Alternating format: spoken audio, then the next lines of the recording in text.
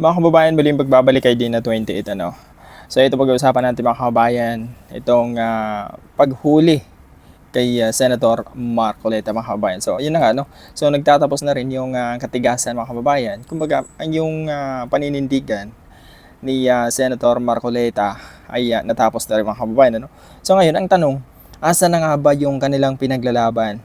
So dapat ay humingi sila ng tulong doon mga kababayan doon sa ipinaglalaban nila dati, di ba? Itong si Defensor, tapos si Senator Marcoleta, di ba? Sobrang pinaglalaban nila itong VP Sara Duterte mga kababayan, pero asa na? Asa na nga ba yun ano? So ito panoorin lang na may video lang dito konti, panoorin natin itong paghuli kay Senator Marcoleta mga kababayan. So ito yung video no. Ay panoorin natin.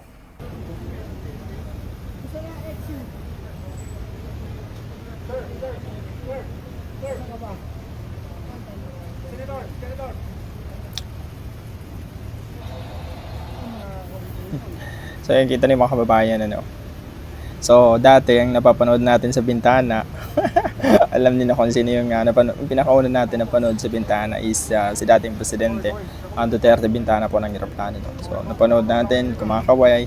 Ngayon sumunod itong Senator Marcoleta. Pero ang pinagkaiba nila mga kababayan, nasa sasakyan na po si Marcoleta.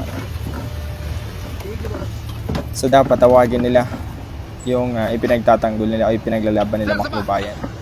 So ngayon, tingnan natin kung ano yung gagawin nitong susunod na hakbang ng INC mga kababayan, kung magsagawa ba sila ng rally dahil nga nahuli itong si Senator Marcoleta o ipaglaban ba nila mga kababayan ano?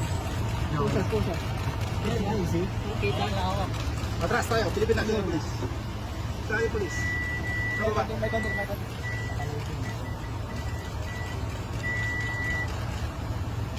Mike?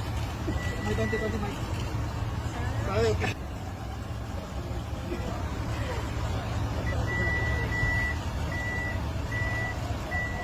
So ito mga kabayan, tinatawag nilang feast on. Ngayon ay napakarami na po ng pulis doon sa may mismong Senado mga kabayan, doon sa harapan po ng Senado. Dahil nga nababalitaan ay magkakaroon po ng malaking rally. Gagawa ulit ng rally itong nasa kabilang grupo upang sugpuin yung Senado mga kababayan. Kumbaga ipakita nila na galit sila kasi nga nahuli na yung kanilang ipinagtatanggol mga kababayan. Ngayon, di ba nakaraan pinagtanggol nila si Senator Marcoleta dun sa EDSA? So, wala nangyari din mga kababayan. Ang nangyari is malaking problema dahil nga meron mga sobrang agrabyado mga kababayan. Nandun na po yung nabalitaan natin na may namatay na bata dahil nga hindi nakadaan. Kumbaga, yun ay sa sasakyan po mga kababayan. Ano? Ngayon, idadaan po nila, hindi naman makadaan kasi nga yung malaking bus, hinarang po nila mismo dun sa EDSA. So ngayon, naging na siya, kahit nga mga single motor mga kababayan ay hindi na makakadaan sa oras na yun na ginawa nilang rally. Ngayon, ang abangan natin kung meron bang malaking rally na gaganapin doon sa Senado. Dahil nga sabi ko kanina ay nahuli na po si Senator Marcoleta. So asahan natin na magkakaroon ng malaking rally yan mga kababayan. So salud din sa ating mahal na Presidente BBM dahil nga talaga naman na nagtatrabaho sila at hindi nila hinahayaan yung mga tao na talaga naman kumbaga magpapasilaw ng pera mga kababayan. Kasi alam naman natin yung kinaso nila o kaso ni Senator Marcoleta mga kababayan. So grabe, napakalaking pera pala yun. Ngayon, ay hinabol siya at nahuli na mga kababayan. Ang pinagkaibahan lang nila kay Senator Bato ay si Senator Bato ay tumakas mga kababayan. No?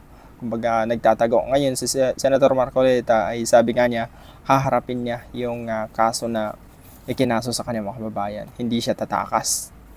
So yun lang po mga kababayan. Maraming salamat po sa inyong pagtutok sa ating vlog. Maraming salamat sa lahat ng mga solid na sumusuporta sa administrasyon. Muli, ay Dina 28.